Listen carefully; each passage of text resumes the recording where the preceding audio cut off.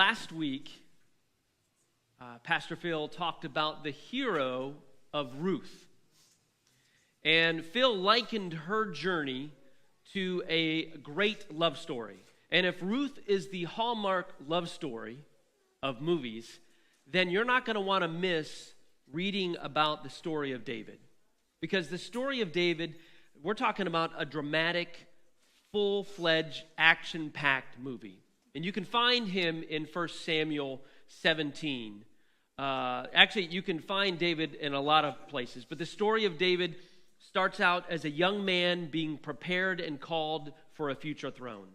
His adventure facing giants, ending in the loss of a head, to jealousy, betrayal, being hunted, scandalous affairs, double-crossing family, leading to humility, a multitude of war-torn battles, and finally death. David is the epic movie. I love epic movies. Braveheart, Gladiator, Lord of the Rings, those are epic movies. And David's life is like that. And you can find him in 1st and 2nd Samuel, as well as 1st Kings and 1st Chronicles. And he wrote 73 of the Psalms that we read in Psalms. Now, first, let's get an idea of how David even got here. We know from last week that Ruth married Boaz, right? If you were here and heard that, Ruth marries Boaz. Boaz and Ruth have a son named Obed. Obed then has a son named Jesse, and Jesse has many sons, one of which is actually David. Now, during this time in history with the Israelites, there was no king. The book of Samuel as a whole, 1st and 2nd Samuel, is about 12 tribes turning into a unified kingdom. They were ruled by judges and had a prophet named Samuel, but they go from 12 to a unified kingdom. Think 13 colonies becoming the United States with their first president. And that's what happens here. Israel had never had a king, and the people had, in essence, revolted and said, we want a king. They go to the prophet Samuel. He was kind of their leader, and they say, we want a king. And so Samuel is a little bit dejected. He goes to God and says, God, they're rejecting me as a leader. And God says, it's not you, it's me. Literally, God's saying to Samuel, don't worry, they're not rejecting you, they're rejecting me as their king. And he goes to warn. He says, Samuel, I want you to tell them, I want you to warn them what's about to happen. Because when you set this up, this system, this king, here's what you need to tell them. Your sons will have to go into war. Your daughters may have to serve in the kingdom. You're going to have to take a piece of your field and give it to the king. You're going to have to take some of your grain, some of your cattle. You will now be taxed. Let me just tell you about this system that now you want because you don't want me to lead. And so Samuel goes and tells the people, here's what's going to happen. Now, while we're in 1 Samuel 17 today, and you can it's 1 through 58. Don't worry, we're not going to read every verse in there. But I want to start out 1 Samuel 8, several chapters before, and you don't have to turn there. I just want to read one quick thing, because Samuel warns the people, the Israelites, and it says this in 8:29. But the people refused to listen to Samuel. No, they said, we want a king over us. Then we will be like other nations, with a king to lead us and to go out before us and to fight our battles. So the winner of this king search was a man named Saul. Samuel was led by God to Saul. Now, they say that Saul was a choice and handsome man, much like Phil.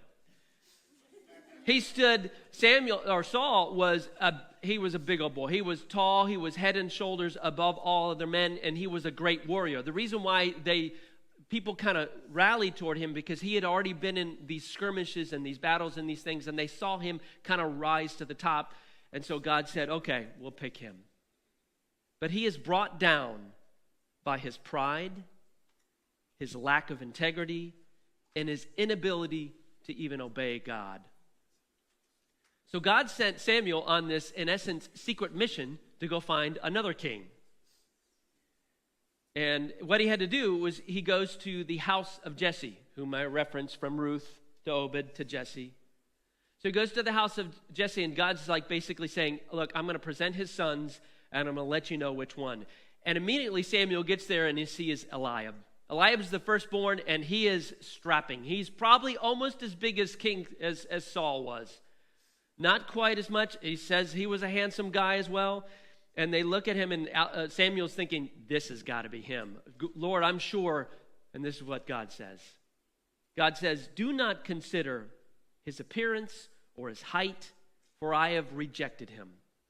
The Lord does not look at things a man looks at. Man looks at the outward appearance, but the Lord looks at the heart. And one by one, all of Jesse's sons are presented to Samuel, and they're all rejected, except for David, who was a shepherd boy out in the field. He wasn't even around at the moment. He was out tending to a sheep, and they have to go call him to come. Let's get to the epic part. So, the story of David Goliath, you have to know and understand that the Philistines were constantly attacking the Israelites in the battle. And this is just one of them. So if we look at 1 Samuel 17, kind of summarizing 1 through 3, the Philistines gathered their forces for war. Now, a battle like this would typically take place in a no man's land. And in this case, it was the Valley of Elah. The valley, the armies of the Israelites were on one side, and the armies of the Philistines were on the other side. And in the middle was this playground of a battle. And here's a picture of the Valley of Elah and potentially where they are. Not much has changed. Obviously, some paved roads, some maybe a couple of crops and buildings, but that's still present. That's modern day there. And as barbaric as those battles might have been, they were civil in the fact that they were in a location of no man's land. Now let's look at 1 Samuel 17, 4 through 7. We're going to read this. And it says, and there came out from the camp of the Philistines a champion named Goliath of Gath, whose height was 6 cubits and a span. That's roughly 9'9". He had a helmet of bronze on his head, and he was armed with a coat of mail, and the weight of the coat was 5,000 shekels of bronze. That's roughly 125 pounds. And he had bronze armor on his legs. Those were greaves. They were like shin guards. And a javelin of bronze slung between his shoulders. The shaft of his spear was like a weaver's beam. And his spearhead weighed 600 shekels. The spearhead alone was about 15 pounds. And his shield bearer went before him. Now let's talk about Goliath. It's very hard to actually pinpoint the actual height because there's a little bit of discrepancy. Well, and this is a minor thing, but when you look at Greek and Hebrew translations, one in essence says 6'9", one says 9'9". But let's take a look at Goliath. We're guessing on that a little bit, but let's take in perspective on today's giants. Most of our giants are in movies and sports. Here you can see Fallon around 5'11" next to Shaq, 7'1". There's a big difference, right? You can see Arnold Schwarzenegger being lifted, who I think Arnold's a pretty big guy at 6'2", but next to Andre the Giant at 7'4", pretty small. Now, the next one you can see Yao Ming, he's 7'6", next to an unknown man, I'm not sure, but he was probably a little bit short. Who is that? Oh, okay, thank you. I didn't find that one. And he's probably short. But look at The Rock, Dwayne Johnson, at 6'3". I think he's a big guy. And this is Sun Ming at 7'9". There's a little bit of a difference.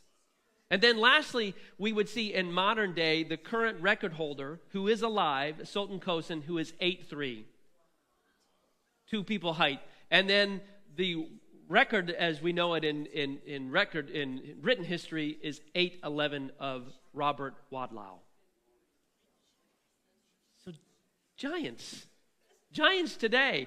Giants are first described in the Bible in the book of Genesis from the very beginning, 6, 1 through 4. They talk about the Nephilim in Numbers.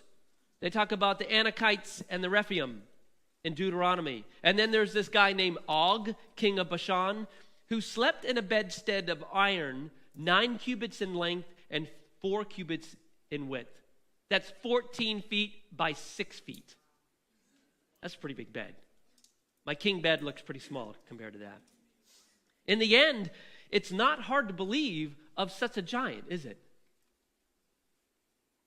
Now we look at 8 through 11, and verse 8 says that Goliath comes down to the battle, and he comes and basically says, all the Israelites were lined up, and he says, why are you lined up here? Choose someone to come down and fight me. If he wins, we are your subjects. If I win, you will serve us. Now, at this time, single combat was not uncommon for classic antiquity. In other words, between the time of 8th century through 6th century BC and the medieval times, Middle Ages rather, where champions represented larger groups. And sometimes the winner of those two champions would end the battle. But then other times, the winner of that would just incite more battle. And I can imagine it'd be like your favorite sports team, right? When they lose, you're really ticked. And so I imagine that sometimes it'd be like, he died, let's go kill him anyways. And so sometimes it would end the battle, and sometimes it would just incite more battle. But it's a battle through a representative. Interestingly enough, the human race is represented by someone. You were born represented by Adam, fallen, sinful, and rebellious. Yet Jesus came to represent us in the battle, a champion sent by his Father to represent you and to represent me. And if he wins the battle and you're on his side, you also win the battle. But it's really not an if. Because, of course, we already know that because of what Christ has done through his death and resurrection, that the battle is already won. But something sometimes stands in the way in us believing in that win. Let's look at 10 through 11. It says, and the Philistine, Goliath, says this, I defy the ranks of Israel this day. Give me a man that we might fight together. And it says, when Saul and all Israel heard these words of the Philistine, they were dismayed and greatly afraid. His goal was to strike fear in the heart of the Israelites, and it worked. I remember, I'm 49 now, and probably about 20 years ago, I realized, wow, that's 20 years ago. I was 28, 29. That was around the time my son Bailey was born. And I was a youth minister. And as a youth minister, I was always wrestling with the guys. We were always like, oh, come on, kind of thing. And I remember we were going on a trip to CIY up north, and it was like a 2-day trip on these sleeper buses, the big sleeper buses that there's different levels of beds that come down up the top and the middle. And the guys were getting a little anxious after about a day and a half. And they're like, we want you, Matt. Come on. I'm like, oh my goodness. There's about 4 or 5 of them. Now, mind you, 20 years ago, I was also like 20 pounds lighter. I couldn't be any scrawnier than I am now than I was then, okay? And these guys, these were high schoolers. You would think, no problem. But these guys were big boys. You know who you are, Saul brothers, okay? They were some big boys. Outweighed me. And they like cleared the back of the bus. They basically put all the girls at the top, and the guys sat on the bottom, and they were like, ooh, ooh, ah, ooh, ooh, ah, and they put on their lipstick on their face as no, they didn't do that, but they did set it up and clear the way, and they're like, we're going to take you out, and I'm like, all I thought was, I got to take the biggest one out first. Because the rule as the youth minister was, you never let a student win, ever. Doesn't matter. Never let them win. That was always my rule. And so I had to be smart in the way I did things. So I immediately attacked the biggest guy. Ryan, Saul, you know who you are. And so I remember going, what? Trying to do something, and he was kind of down, and all of a sudden I was like, all right, let's go. And it was almost like, wait a minute. I don't know if Matt's as easy a target as we thought. The idea was to strike fear in their mind, to make them doubt. And just so you know, I call it the battle of the bus. And the hand of God was with me that day, and I smote those high schoolers.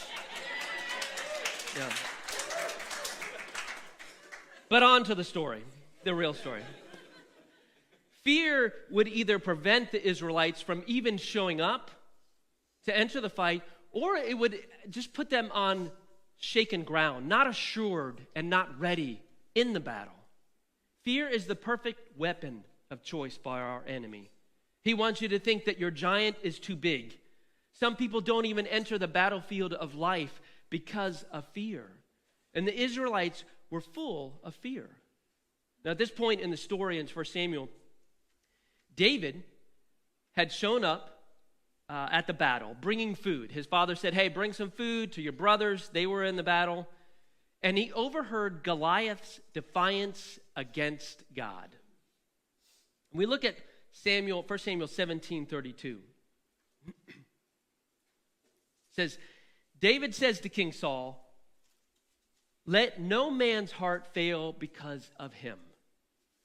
Your servant will go and fight with this Philistine. And Saul, the king, was like, okay, you are not able to go against this Philistine to fight with him. You are but a youth, and he has been a man of war from his youth. Now, in the NIV, it actually says boy. And sometimes we look at that, and we look at the pictures even, and we see this like 12-year-old scrawny kid with a sling, right? We can't really tell, but based on what we would read and look at history, first of all, you had to be 20 to enter the military. So we knew that kind of tells us that the three brothers that were there were probably 20 years old or older. David, being at 15, could have been, and talked about that he was already in the field as a shepherd. He had stature. So it wasn't this scrawny little kid. He was a young man, possibly 15 to 18 or 19 years of age. David, and the point is also that when he says you are too young, he's speaking to experience in battle. You are young in comparison to the experience that Goliath has. He has had many wars of experience. You have had none. See, King Saul thought Goliath was too big to fight. David thought Goliath was too big to miss.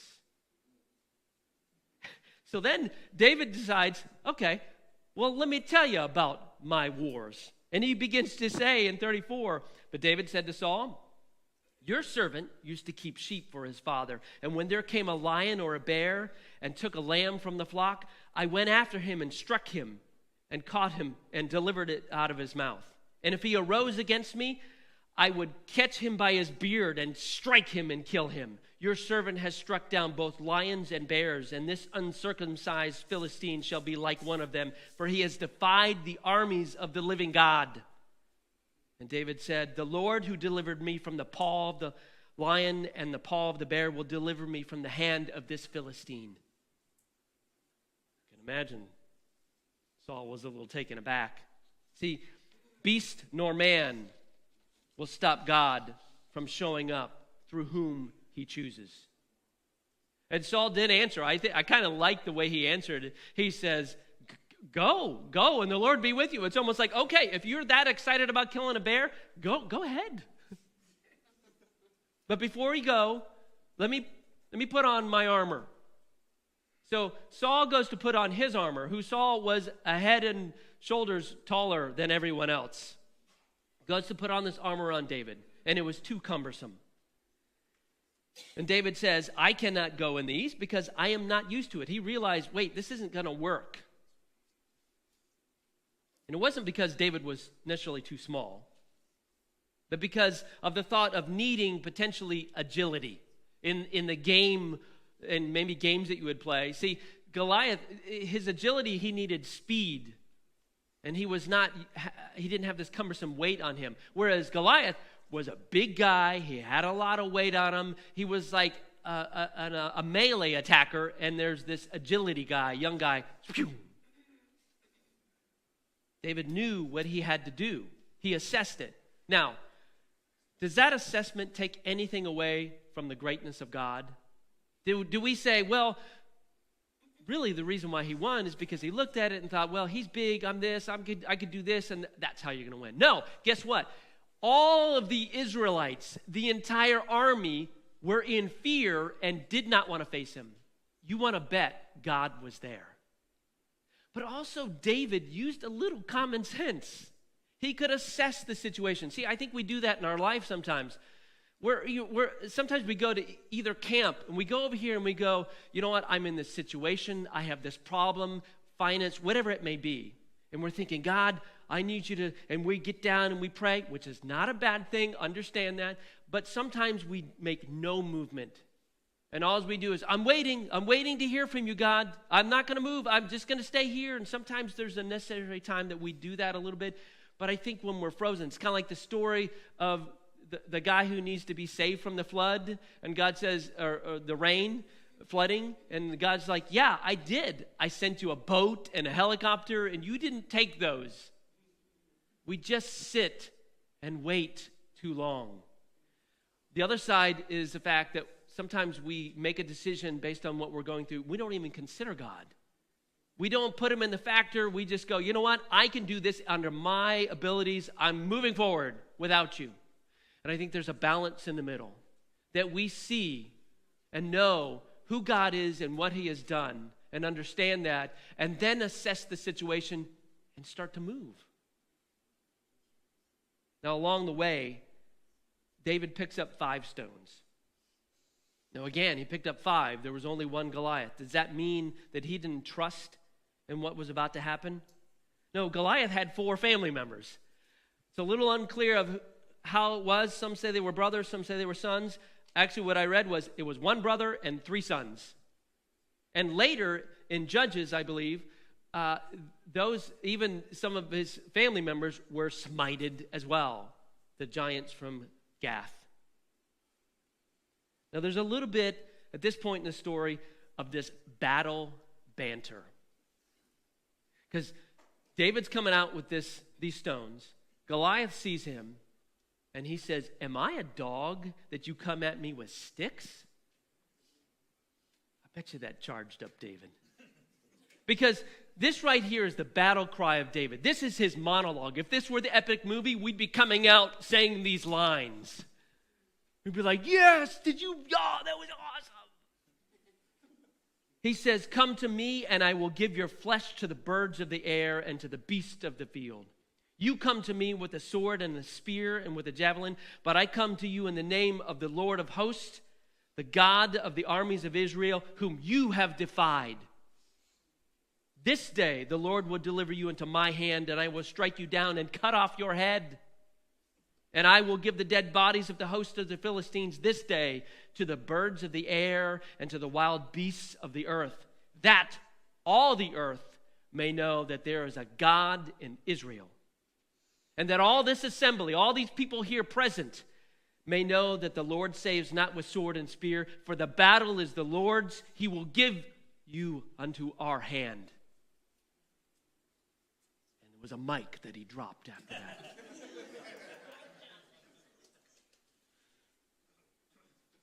Goliath moves forward. David runs quickly at him, takes out his stone, and slung it at and struck Goliath in the forehead, and he falls face down. Face down because in the pictures you see him falling back in the artist's rendition. Thank you, that word. He actually falls forward, as in, you will bow down to me. I am the Lord. Now, the sling doesn't seem too impressive, but there was actually a whole corps of slingers in Judges. They would sling these up to 60 miles an hour. The size of them were like cue balls or tennis balls, and they were round like bullets. Now, obviously, David had probably practiced with that, but he grabbed some from probably the river right there in the Valley of Elah. There's a river. One Roman writer noted that the opponents in leather armor were in far greater danger from the sling missiles than arrows, because it would actually crush bones inside of you and create internal damage. You didn't want to get hit in the face with this thing. An ancient medical book by a man named Celsus includes instructions for removing lead and stone sling missiles from the bodies of wounded soldiers. One part I read said it was like a .44 Magnum coming at you. And they were accurate in the breadth of a hair. Now that's an idiom, like the skin of my teeth. They're not really slicing a hair, but they're accurate. Which makes me think of Luke Skywalker when he says, I used to bullseye womp rats in my T-16 back home, and they're not much bigger than 2 meters.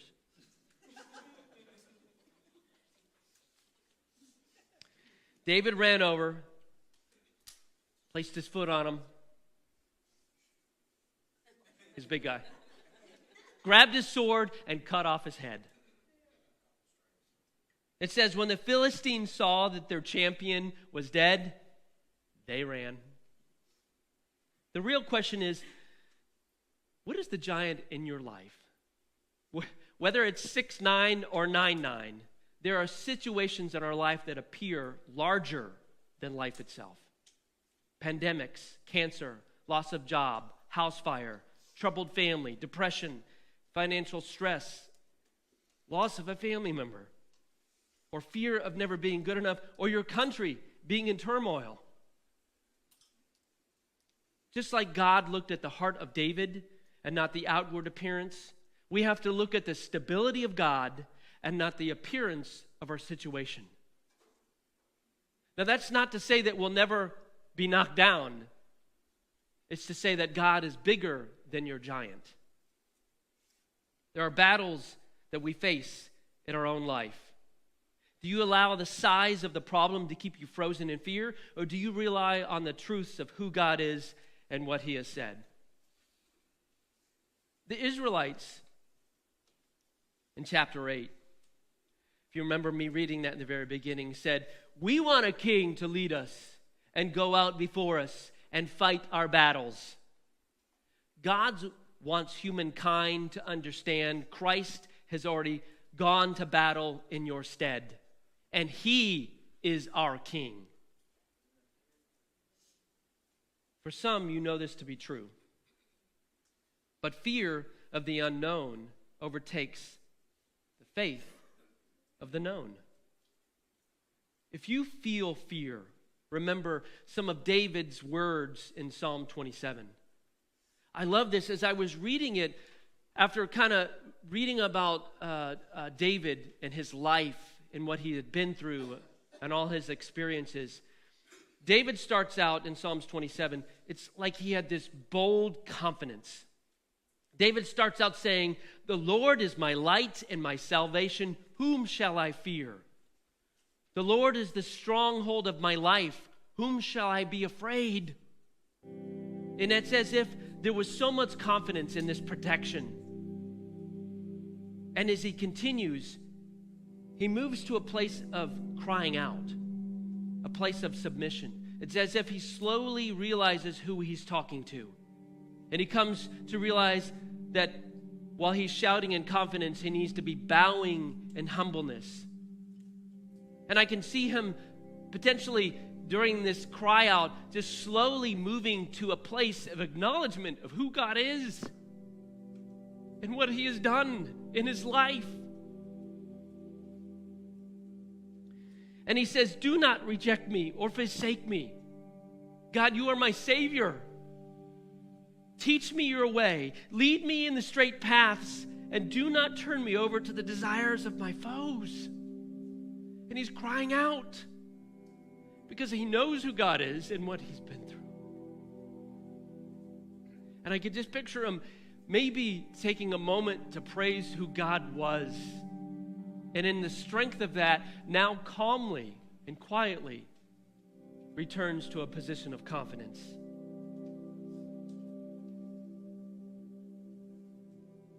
I picture him balancing out his confidence out of his braveness with God's sovereignty. I remain confident of this. I will see the goodness of the Lord in the land of the living. No matter what's happening in this world, I will see the goodness. And he does this last call out for all of us. Wait for the Lord. Be strong and take heart and wait for the Lord.